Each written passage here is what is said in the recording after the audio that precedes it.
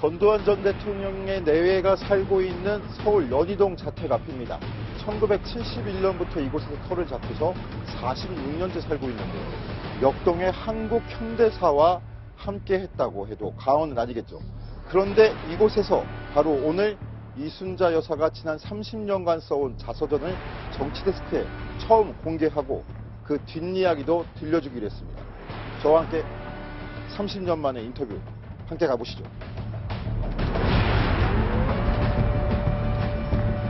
박정희 대통령의 따님께서 그렇게 하셨다는 데서 저는 진짜 그때 죽으려고 했어요. 딴 사람은 욕하는데 저런 사람 하나 있었으면 참 좋겠다. 그래서 전 아무기가 좋습니다. 그거는 집어던져야 된다. 그건 조금 편협한 생각 아니에요?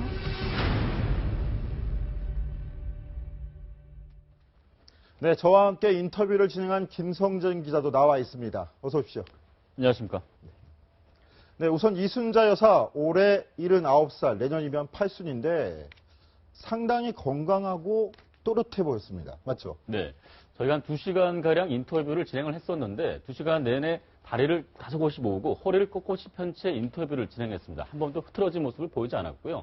그리고 회색 정장에 그리고 그 굵은 진주 목걸이를 하고 나왔는데 아직까지 참 정정하다 그런 느낌 강하게 받았습니다. 네, 저는 놀랐던 게 2시간 내내 인터뷰를 하는 동안에 저희도 힘들어서 물도 마시고 그랬는데 이순자 여사 물 한 모금 안 마셨어요. 네. 물 한 모금 마시지도 않았고 자세도 흐트러지지 않은 모습을 계속 보여주면서 그리고 인터뷰 자체가 거의 30년 만이라고 얘기를 했었거든요. 청와대를 나온 게 지금 88년 이후이다 보니까 그 전에 방송 인터뷰를 하고 처음이다라고 하는데도 전혀 어색함 없이 전체적인 분위기를 주도해가면서 차분한 분위기에서 잘 얘기를 했던 것 같습니다. 네, 아직 저희가 영상으로 보여드리지 않고 있는데 좀 이따 영상도 나올 거지만 접견실 모습이 좀 이채로웠습니다. 어떤 장소였는지 좀 설명을 좀 해주시죠. 전형적인 그 한옥 스타일의 그런 접견실이었는데 그 가장 큰 뒷면에는 전두환 전 대통령 취임 당시에 취임사가 아주 크게 쓰여진 액자가 걸려 있고요. 그걸 배경으로 해서 양측에는 여러 가지 재임 당시에 했던 기록들 그리고 자료들을 모아놓은 자료실처럼 돼 있었고요. 특히 또 정면 측면부에 보면은 나카소네 일본 전 총리 그리고 레이건 미국 전 대통령 그리고 요한 바오로 2세 방한 당시의 사진을 크게 걸어놓으면서 당시에 주요 만났던 그런 정치적 동지들 그리고 또는 내빈들과 함께했던 시간들을 볼 수 있는 그런 사진들을 걸어놓은 게 인상적이었습니다. 네, 오늘 인터뷰가 좀 인상적이었던 이유가 뭐냐면 오늘 바로 이순자 여사의 자서전도 출간됐습니다. 제목이 당신은 외롭지 않다인데 여기서 얘기하는 당신은 전두환 전 대통령으로 보입니다. 이현수 기자, 네. 좀 시점이 미묘한 시기인데 네. 어떤 의도가 좀 또 해석이 되나요? 네, 정치적으로 보자면 당장 조기 대선을 앞두고 있는데 아마 이 조기 대선을 앞두고 냈다기보다는 2주 뒤에는 또 전두환 전 대통령의 자서전이 출간을 예정하고 있습니다. 그래서 아마 이 시기와 맞춰서 자세히 그 당시를 논란이 되고 있는 당시의 역사적인 장면들을 좀 서술하고 또 설명하고 약간의 변명도 있고 해명도 있는 내용들을 자서전을 낸 것으로 보이는데요. 특히 처음에는 상중학원으로 상당히 많은 양을 준비했었다고 합니다. 처음에 이렇게 내려고 하니까 출판사를 하는 아들, 그러니까 큰아들 전재국 씨죠. 전재국 씨가 어머니 남의 얘기를 다 보려면 좀 지겨우니까 좀 줄이세요. 이렇게 해서 쓰는 양을 줄였다고 할 정도로 사실상 이번에 좀 역사적으로 재평가를 받겠다라는 이런 의도를 갖고 상당히 자세히 자서전을 기술한 것으로 보입니다. 네, 그럼 본격적으로 저희가 직접 만난 이순자 여사와의 인터뷰 내용 한 대목씩 들으면서 얘기 나누겠습니다. 먼저 박근혜 전 대통령에 대한 평가입니다. 정말 잘 성공적으로 그 임기를 마무리하셔서 나오셨더라면 여성이지만 양성 평등 차원에서도 정말 참 좋은 기회가 됐을 텐데 이렇게 불행한 결과를 맺게 돼서 정말 여러 가지로 참 아쉬움이 참 많아요. 잘잘못을 떠나서. 근데 그건 저는요, 하고 싶은 말은요, 여잔데 좀 구질거리 한 것보다는 예쁘게 하고 나오시면 좋잖아요. 그건 개인적인 프라이버시니까 그건 좀 눈 감아줘도 되지 않을까요? 대한민국 사람 지금 국회의원들도 눈썹 문신 안 하는 사람이 있나? 그 업소가 뭐 있냐 없냐 검사하고 가겠습니까? 그래서 아는 사람 지인의 소개로 누구 잘 됐으니까 한번 가봐라 한번 가고 그러는 건데 그 부분은 너무 비난 안 했으면 좋겠어요. 비난할 것만 비난하고 아닌 거는 좀 빼주시고 그러면 안 좋겠어요? 예, 김 기자. 제가 인터뷰를 하고서 김 기자한테 설명을 부탁해서 미안한데 지금 어떤 이야기였는지 다시 한번 간추려서 말씀해 주시죠. 네, 간단하게 말씀드리면 지금 박근혜 전 대통령 탄핵에 대해서 물어봤더니 그건 참 여성 대통령으로서 성공적으로 임기를 마쳤으면 했는데 참 안타깝다. 그렇게 얘기를 했습니다. 일단 잘잘못에 대해서는 좀 구분을 지었었고요. 두 번째로 좀 최근에 논란이 됐던 비선 의료 진료 그리고 미용 시술에 대해서 물어봤는데 여성 대통령이다 보니까 그럴 수 있다. 본인도 청와대 생활을 해봤기 때문에 그래서 영부인의 입장에서 봤을 때 그런 상황을 설명한 것 같은데 이런 것들은 좀 프라이버시고 개인적인 부분이니까 이거는 좀 묻어줘도 충분하다라고 얘기를 했고요. 다만 업무에 있어서는 좀 더 명확한 해석을 했습니다. 본인이 그 청와대에 있을 때는 집무실과 간저가 같이 있는 2층짜리 집에 있을 때도 출퇴근을 명확히 했다. 구분졌기 때문에 재택근무라든가 여러 가지 그런 국정 개입, 최순실의 국정 개입에 대해서는 분명히 잘못한 것은 있다면서도 좀 이런 부분, 프라이버시라든가 그런 부분은 좀 존중해 줘야 되지 않냐. 라면서 구분 지어서 얘기를 했습니다. 제가 참 상당히 좀 인상적으로 들었던 건 바로 그 부분인데 관저 집무, 관저 근무에 대해서 이순자 여사가 하는 얘기가 아랫사람들, 이런 사람들 같은 경우에는 재택근무라고 얘기를 해도 되지만 적어도 CEO라면 꼬박꼬박 출근해서 일해야 되는 거 아니냐. 이렇게 얘기를 했어요. 네. 그럼 과거 경험도 같이 얘기를 했습니다. 아까 말씀드렸다시피 예전 청와대, 노태우 전 대통령이 짓기 전에 청와대는 1층이 집무실이었고 80년대 되는 빨간 계단을 올라가면 2층이 바로 관저였습니다. 그래서 사실상 집무실과 집이 같이 있는 구조였는데 그럼에도 불구하고 꼬박꼬박 출근과 퇴근을 명확하게 구분을 지었고 남은 잡무가 있더라도 서류를 들고 와서 2층에 올라와서 일을 했다. 그래서 출퇴근을 명확히 해주는 게 직원들한테도 좋다. 이렇게 얘기를 했습니다. 예, 그런데 주사 아줌마에 대해서는 좀 관대한 면이 있었습니다. 여성 대통령이고 하다 보니까 외모를 좀 후줄근하게 하는 것보단 낫지 않느냐 이렇게 얘기를 했는데 근데 이순자 여사 본인도 구설에 올랐던 경험이 있지 않습니까? 네, 그렇습니다. 이순자 여사가 청와대에 들어갔던 게 40대 초반입니다. 40대 초반의 젊은 영분이다 보니까 좀 세간에서는 좀 많은 얘기들이 나왔습니다. 그리고 특히 컬러 TV가 들어오면서 본인이 생각했던 것보다 더 화려한 모습이 비춰졌다. 그렇게 얘기를 했습니다. 본인이 좀 왜소한 체격이고 청와대 처음 들어가서 6개월 동안 6kg 정도로 빠질 만큼 많은 스트레스를 받아서 이걸 좀 커버하기 위해서 양장보다는 한복을 선택을 했는데 하필 그 한복의 색깔이 당시에 너무 화려하다 보니까 그런 면에서 국민들 입장에서는 너무 사치스럽다. 그런 이미지가 생겼다고 뒤늦게 좀 해명을 하고 있는 겁니다. 그러니까 42살의 나이로 청와대 영부인으로 들어가서 그 스트레스가 엄청 심하다 보니까 계속 좀 탈이 났었고 6kg이 급작스럽게 체중이 빠졌는데 그런 걸 좀 커버해서 보이기 위해서 풍성한 한복을 즐겨 입었었다는 거죠. 그런데 생각을 못했던 게 컬러 TV가 막 나와서 그 한복의 화려한 색감이 들여다보니까 사치스러운 거 아니냐 이런 오해를 받았다라는 해명인데 그래서일까요? 최순실 씨가 박 전 대통령에게 의상 등을 조언했던 부분에 대해서는 이렇게 말했습니다. 딴 사람은 욕하는데 아이 난 저런 사람 하나 있어서 대통령을 보자 하면 안 되지만 대통령 부인은 저 보자 하면 얼마나 좋겠어요. 저런 사람 하나 있었으면 참 좋겠다 그랬어요. 알아서 척척 해주니까 얼마나 좋아요. 내 나름대로는 이 파티복과 같은 역할을 하는 옷, 그다음에 사람들 만났을 때 접견하는 거, 또 뭐 요런 거를 종류를 바꿔서 만약에 낮에 사람들 이렇게 접견하면 그때에 맞는 한복, 또 저녁에 파티에만 그게 TV를 보는 시청자를 의식한다기보다는 거기 오는 손님들에게 그래도 우리나라의 영부인으로서 국격을 맞게 해야 되지 않겠느냐 하는데 저는 너무 치중했던 것 같아요. 결과적으로 보니까 그게 별로 똑똑한 게 아니었던 것 같아요. 김성진 기자. 근데 그 최순실 같은 사람 있었으면 좋겠다. 저런 얘기를 하는 게 위험한 거 아닙니까? 지금 상황에서. 비선 실세 얘기를 한다기보다는 당시에 그 자기를 영부인으로서 도와줄 사람이 없었던 거에 대해서 안타까움을 얘기를 한 것 같습니다. 이순자 여사 얘기로는 처음에 청와대에 들어가고 나서 한 6개월 정도 가량은 본인은 비서도 없이 생활을 했다고 합니다. 갑작스럽게 들어갔었고, 그리고 박정희 전 대통령이나 그런 경우에도 크게 민정수석실이죠. 제2부속실 역할을 하는 쪽에서 미처 챙겨주지 못했기 때문에 본인과 비서관, 그리고 해서 단 2명이 6개월 뒤에 비서관이 처음으로 붙었었고, 그리고 미용사도 없어가지고, 한 명의 뒤늦게 채용한 미용사와 함께 옷도 다리고 그랬다고 얘기를 하더라고요. 그런 어려움을 겪은 가정을 얘기하면서 나 같으면 저는 최순실 같은 사람이 있었으면 고민 안 하고 좋았을 것이다 얘기를 했었고요. 처음에 한복을 선택했을 때 다 본인이 그 옷감을 다 고르고 했다고 합니다. 그러면서 하다가 나중에는 조금 2년 뒤에는 어느 정도 안목이 생기니까 이제 온단이 들어오면은 최신 트렌드, 유행하는 색깔들을 골라서 또 재단을 하고 본인 직접 디자인 또 의뢰를 하고 또 한복 전문가 특정 하지만 또 어떤 한복을 전문으로 하시는 교수님들까지 의견을 구해가지고 했다고 하는데 그러다 보니까 너무 또 힘들었고 그런 면에서는 조금 혼자 했던 게 아쉬움이 남는다. 그런 식으로 얘기를 한 것 같습니다.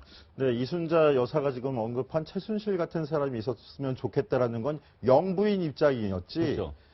대통령 입장에서 얘기한 건 절대 아니었습니다. 아까도 말씀하셨다시피 최순실 같은 사람은 대통령을 보좌하지 하면 안 되지만 그렇죠. 예. 대통령 영부인의 입장에서는 참 괜찮은 사람이다. 라는 그런 견해를 밝힌 겁니다. 그런데 이순자 여사가 박근혜 전 대통령에 대한 밝힌 소회 중 핵심은 이게 아니었나 생각합니다. 2013년도에 박근혜 정부가 만들어 놓은 이른바 전두환 추징법이라는 것인데요. 이순자 여사의 목소리로 직접 한번 들어보시겠습니다. 박근혜 양을 한번 뵌 적이 있는데 제가 받은 느낌은 참 침착하고 나이에 비해서 아주 카리스마가 있다. 차분하고 굉장히 아주 보통 사람에게서 느낄 수 없는 뭔가 이렇게 그건 있더라고요. 다른 사람도 아니고 우리가 존경하고 모셨던 정말 박정희 대통령의 따님께서 그렇게 하셨다는 데 대해서 너무 충격을 받아가지고요. 또 충격뿐만 아니에요. 사람을 몰아도 뒤를 봐가면서 몰아야 되는데 정말 생계 자체를 걱정해야 될 정도로 몰아버리니까 전 진짜 그때 죽으려고 그랬어요. 왜냐하면 그 죽으려고 하는 생각은 보복 심리도 있었어요. 이렇게 몸은 죽을 수밖에 없다. 어떻게 이렇게 할 수도 있느냐. 네, 박근혜 전 대통령이 만들어 놓은 전두환 추징법 때문에 극단적인 선택까지 할 생각을 갖게 됐었다. 김성진 기자 굉장히 큰 배신감을 토로했었죠. 근데 이 내용이 자서전에도 굉장히 상세하게 기술되어 있다고 하는데 직접 보셨죠? 네, 자서전 내용에서는 본인뿐 아니라 지금 전두환 전 대통령에 대해서 당시 받은 충격도 같이 설명을 하고 있습니다. 그러면서 전두환 전 대통령이 웬만한 실언에도 끄떡하지 않는 분인데 2013년 전두환법 추진됐을 당시에는 일시적으로 기억 상실증에 걸렸을 만큼 큰 충격에 받았었다. 그렇게 얘기를 하고 있습니다. 그리고 앞서 보신 것처럼 본인도 어떻게 저희들이 자신들이 동경하고 모셨던 박정희 전 대통령 따님께서 이럴 수가 있냐 하는 면에서 더 큰 충격을 받았었고요. 그리고 이 가정 자체를 겪다 보니까 그러면서 본인은 보복 심리에 의해서 진짜 죽을까라도 생각을 했었다라고 그렇게 얘기를 했습니다. 네, 서한환 기자 지금 인터뷰를 보셨을 텐데 굉장한 배신감을 밝힌 이유는 박정희 대통령의 딸을 믿었다라는 것에 대한 또 배신감인 것 같아요. 서한환 기자는 어떻게 봤나요? 네, 앞에서 지금 직접 들으셨지만 이 박근혜 전 대통령에 대해서 굉장히 긍정적으로 평가를 했었는데 배신감을 느꼈다 이렇게 얘기를 했는데 사실 제가 검찰에 출입할 때 이 전두환 전 대통령 재산 환수팀이 가동이 됐었는데 사실 당시 검찰에서도 나왔던 얘기가 뭐냐면 검찰 자체적으로 결정해서 할 수 있는 사안은 아니다. 이 정도 팀을 꾸리려 하면 더 높은 차원에서 결정이 있어야만 가능하다. 이런 얘기가 나왔었거든요. 때문에 이를 모를 전두환 전 대통령 측도 아니고 이순자 여사도 아니기 때문에 그런 부분에 있어서 조금 더 박 전 대통령에 대해서 배신감과 또 실망감이 들 수밖에 없었을 것 같습니다. 네, 제가 또 그 이순자 여사 인터뷰를 보면서 궁금한 점이 생겼는데요. 사실 이순자 여사 같은 경우 전두환 전 대통령과 별별 일을 다 겪은 사람인데 특히 이 전두환 추징법에 대해서 저렇게 큰 충격을 받은 이유는 아마 본인에게 좀 다른 새로운 경험이 있었기 때문일 것 같은데 자서전에는 어떻게 나와 있나요? 결론적으로 50과 그거에 대해서는 이미 노태우 정부 시절에 이미 백담사의 유폐가 있었고요. 그리고 국회 청문회까지 나가면서 어느 정도 마무리됐다 생각을 했었던 상태였습니다. 그러다가 또 YS, 김영삼 정권 들어서는 다시 역사에 맡기자 그런 얘기를 했다가 결국에는 12.12와 5.18 관련해서 재판이 열렸었고요. 그러면서 2년 반 동안 또 전 대통령이 수감되는 그런 상황도 있었습니다. 그래서 모든 과정이 끝났다라고 생각을 했었는데 그때 추징금 2,200억에 대해서 미납했다고 해서 지금까지 3번의 정부에서 전혀 언급하지 않다가 뒤늦게 박근혜 정부 들어서 그동안 돈을 내지 않았다. 손에 탈탈 털었는데 없어서 못 가져간 거를 억지로 지금 가져가기 위해서 이런 법을 만들었다. 그러면서 상당히 억울해하고 있었거든요. 이러면은 매번 정권 차원에서 50과 전두환 전 대통령 부부를 정략적으로 이용한 거 아니냐. 그런 생각을 갖고 있었고요. 특히 이번에 전두환 추징법을 하면서 연좌제라는 표현을 했습니다. 그래서 본인의 가족뿐 아니라 사돈의 팔촌까지 그리고 심지어 이혼한 둘째 아들의 전 사독된 데까지 찾아가서 그런 장부를 다 압수하고 그런 과정에서 재산을 다 몰수해가는 과정을 보면서 상당히 굴욕감도 느꼈다. 그런 식으로 얘기를 했습니다. 네, 그런데 저렇게 30년 동안 이미 받아갈 거 다 받아가고 뺏어갈 거 다 뺏어갔지 않느냐 이런 주장인데 이순자 여사. 근데 인터뷰하는 내내 저희가 좀 기대했던 게 전두환 전 대통령도 모습을 좀 드러내지 않을까 했지만 전 대통령은 끝내 모습을 드러내지 않았습니다. 김성진 기자가 보기에는 왜 모습을 나타내지 않았다고 보시나요? 네, 저희가 인터뷰했을 당시에 전 대통령도 같은 집에 계신 걸로 저는 얘기는 들었습니다. 하지만 인터뷰 처음에 서두에 그런 얘기 했었어요. 지금까지 30년 동안 한마디도 하지 않은 이유는 현재에 계신 정치인들이 초점 맞춰야 되지 과거의 사람들이 얘기할 것이 아니라서 지금까지 침묵을 지켰다라고 얘기를 했습니다. 그러면서 이제 본인도 살 날이 얼마 남지 않았기 때문에 자료와 근거를 남기기 위해서 책을 냈다라고 설명을 했습니다. 그러다 보니까 지금 저희가 갔을 때는 저희의 중심이 이순자 여사가 돼야 했었기 때문에 아무래도 전두환 전 대통령은 좀 자리를 피해 준 것 같고요. 아무래도 본인이 있다 보면 저희도 민감한 5.18이라든가 12.12에 대해서 질문할 수밖에 없고 그리고 초점이 또 그쪽으로 쏠리기 때문에 나름 아내를 위한 배려였던 것으로 보여지고요. 그리고 앞서 말씀드렸다시피 4월 초 2주 뒤면은 또 전두환 전 대통령의 회고록이 나옵니다. 2000페이지 분량, 3권짜리 책이 나오기 때문에 본인은 다 거기에서 얘기를 하겠다. 그런 의도도 분명히 있었던 것으로 보여집니다. 먼저 부인을 내세우고 뒤에 더 민감한 얘기들을 꺼내내는 작전이 아닌가라는 생각이 좀 인터뷰 내내 들기도 했었는데 여기서 5.18 문제, 5.18 민주화 운동 그리고 그 전두환 전 대통령 생각나면 최근에 있었던 일도 생각이 납니다. 문재인 전 대표가 군복무 시절 당시 여단장이었던 전두환 전 대통령에게 표창을 받았다는 논란에 대해서인데 이렇게 견해를 밝혔습니다. 들어보시죠. 표창하고 그럴 때는 대통령 되기 훨씬 전이고 광주 사태하고 뭔 상관이 있대요. 근데 그런 것까지 이렇게 정치 선거에 이용되는 현실이 참 안타깝죠. 그렇잖아요. 우리 그이가 대통령 재임 중에 표창 또는 뭐 훈장 받은 사람들은 그 시대에 정말 뭐든지 잘했기 때문에 전 아무개가 주는 게 아니라 국가에서 주는 거잖아요. 근데 그걸 가지고 전 아무개가 줬으니까 그거는 집어던져야 된다. 그건 조금 편협한 생각 아니에요? 저는 그렇게 생각해요. 네, 이순자 여사, 저는 그렇게 생각해요. 이 말에 다시 한번 정리를 해보면, 문재인 전 대표가 군복무 시절 받은 표창은 전두환 여단장 이름으로 줬지만 이게 나라에서 준 거지 전두환 개인이 준 게 아니지 않느냐 이런 항변입니다. 아무튼 간에 남편의 이름과 연관이 되면 모든 게 다 논란이 되는 점에 불만이 좀 있는 것 같아요. 김성진 기자. 네, 그렇습니다. 앞서 말씀드렸다시피 지금 역사에 대한 재평가를 받고 싶어하는 부분이 상당히 큽니다. 그동안 여러 정권 차원에서 정치적 보복이 있었기 때문에 본인들이 얘기하는 일방적인 주장이긴 하지만 진실을 얘기하지 못했다. 그런 측면이 강했었고요. 그런 면에서 이번 일을 계기로 좀 재평가를 받고 싶다. 그런 생각이 강했었고요. 그리고 지금도 문재인 전 대표의 표창 얘기도 했지만 과연 이것이 문재인 전 대표를 약간 두둔하는 그런 발언이기도 한데 이게 도움이 될지는 모르겠지만 근데 본인 생각에는 명확히 구분짓건 구분졌으면 좋겠다. 그리고 전두환이라는 이름 자체가 이렇게 악의적으로 이용되거나 선거에 이용되는 거 그런 것에 대해서도 상당히 좀 거부감을 좀 드러내기도 했습니다. 아니 근데 제가 궁금한 게 있는데 문재인 전 대표 이제 표창 논란도 있지 않았습니까? 그러면 그 이순자 여사가 뭐 살 날이 얼마 안 남았기 때문에 자서전을 썼다 이런 얘기도 하셨는데 그러면 이제 광주 민심에 대해서 이렇게 들끓는 민심에 대해서 이제 전두환 얘기만 나오면 들끓는데 이 광주 민심에 대해서 정말로 사과를 하고 이럴 마음은 있다는 겁니까? 뭐 없다는 겁니까? 이거는? 저희도 그거에 대해서도 질문을 해봤습니다. 그래서 망월동 묘지에서 참배 얘기도 했었고요. 공식적으로 진정 어린 사과를 할 그런 의향이 있느냐라고 물어봤는데 그러면서 좀 이순자 여사는 이런 얘기를 했습니다. 전두환 전 대통령 성격이라면 사과할 일이 있으면 사과하지 말아 사과를 했을 것이다. 그리고 그럼에도 불구하고 만약 사과해야 되지 않은 일인데도 사과하는 것 역시도 지도자로서 적절치 못한 모습이다라고 얘기하면서 말을 상당히 아꼈습니다. 그러면서 이 강주 사태, 5.18 민주화 운동에 대한 진실 여부는 곧 책에서 상세히 나올 것이다. 그러면서 그 이후에 판단해달라. 그리고 그 다음에 진정 어린 사과라든가 그런 부분에서는 다시 한번 생각을 해보겠다. 그런 식으로 얘기를 했습니다.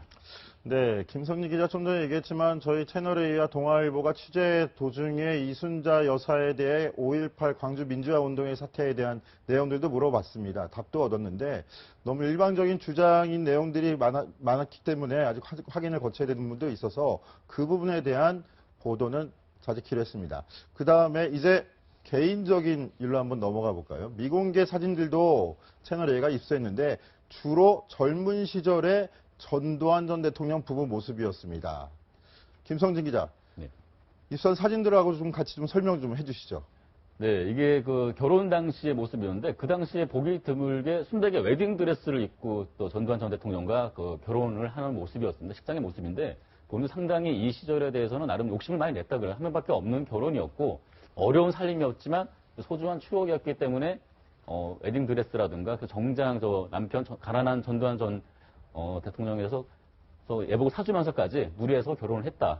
식을 올렸다라고 얘기를 했었고요. 그리고 여고 시절, 경기 여고 시절 이순자 여사의 모습도 같이 공개를 했습니다.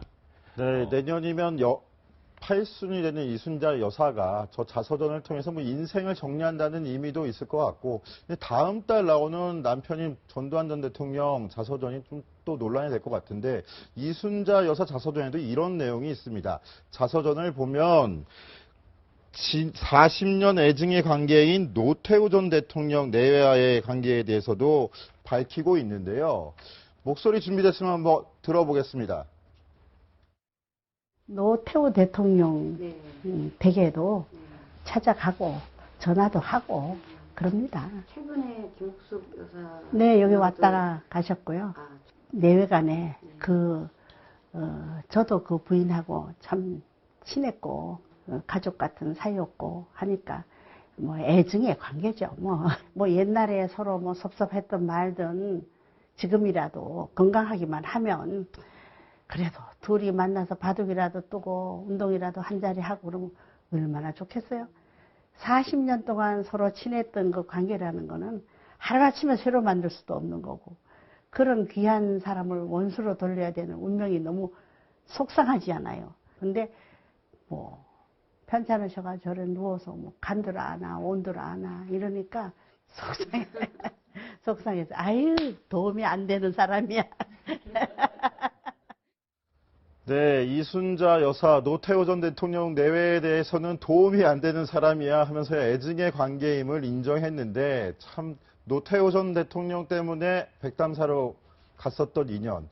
사실은 저 자서전이 백담사에서부터 썼던 자서전이라는 거죠? 네, 그렇습니다.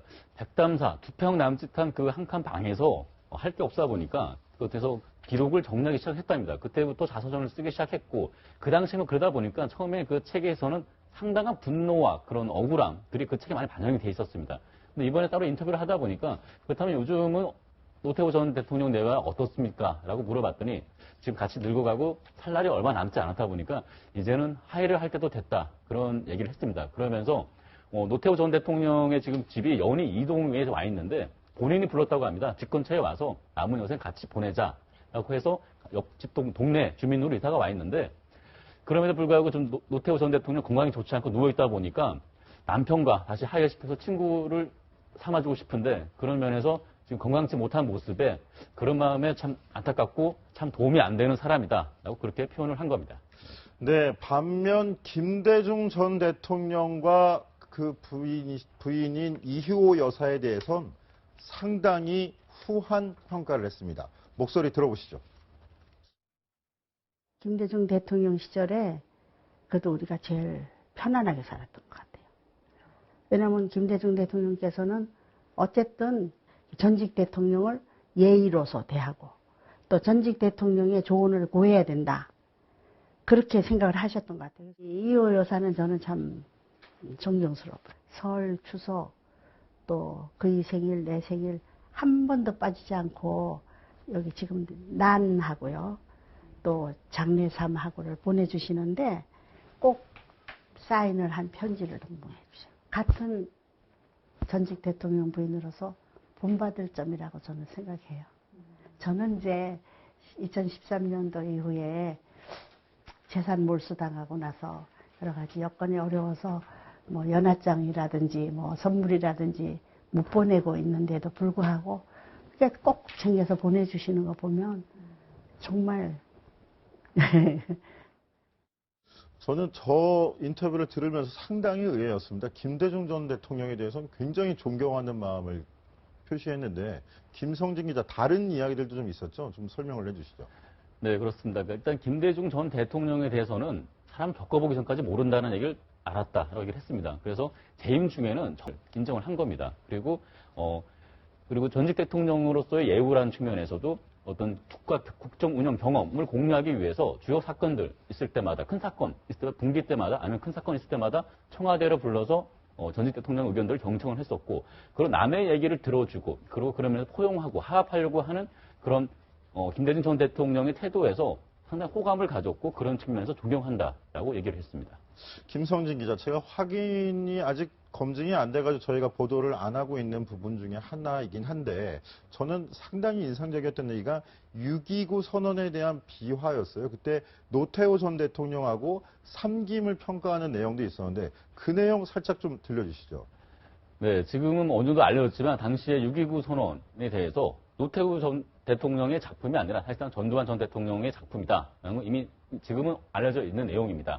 하지만 이렇게 그 당시에 이 6.29 선언을 노태우 전 대통령에게 연출해서 몰아주는 상황에 대해서 굉장히 후회했었죠. 예, 인터뷰 내내. 인터뷰 내에 상당히 좀 후회하는 부분이 있습니다. 부신자 여사도 그 당시에 민정당의 재집권이라든가 노태우를 대통령시킬 것이 아니라 그 당시에 노태우 민정당 대표, 총재, 그리고 삼김, YS, DJ, JP 다 공정하게 우리 이렇게 하겠다라고 본인이 발표를 하고 페어플레이를 했으면 뒤늦게 정치 보복을 당하지 않았을 것이다 하는 그런 아쉬움을 상당히 토로하기도 했습니다. 네, 결국은 결과적으로 되짚어서 하는 얘기이기도 하고 일방 주장이기도 한 것 같은데 잠깐 미화시키려는 의도가 있는지는 모르겠습니다만 아무튼 저는 인터뷰 내용을 그냥 전달해드리는 의미도 좀 클 것 같습니다. 근데 좀 전에 김성진 기자 정치 보복 얘기를 했는데 결국 이번 인터뷰에서 가장 하고 싶었던 말의 핵심은 이 얘기일 수도 있을 것 같습니다. 집중해서 한번 들어보시죠. 우리는 다 권력을 내놓고 시효도 없이 치고 또 치고 구족을 멸하는 식으로 그냥 부관 참시까지 당했잖아요. 이제 여기다가 더해서 어떻게 더해도 분이 안 풀릴지 우리의 의사와는 전혀 상관없이 힘을 가진 사람들의 몫이라고 생각해요. 어쨌든 대한민국의 대통령이니까 국립묘지에 현장되는 것이 가장 바람직한 일이지만 뭐 옹졸해서 그것을 해주지 않는다면 우리로서는 뭐 어떻게 달리 아무런 힘도 없고 방법이 없는 거잖아요. 저 양반은 그렇게 될 경우라면 나는 화장해서 이북이 보이는 어떤 서전방에 어디다가 뿌려라 이렇게 말씀을 하셨어요. 네. 네, 국립현충원 안장 문제를 얘기한 거죠? 네, 그렇습니다.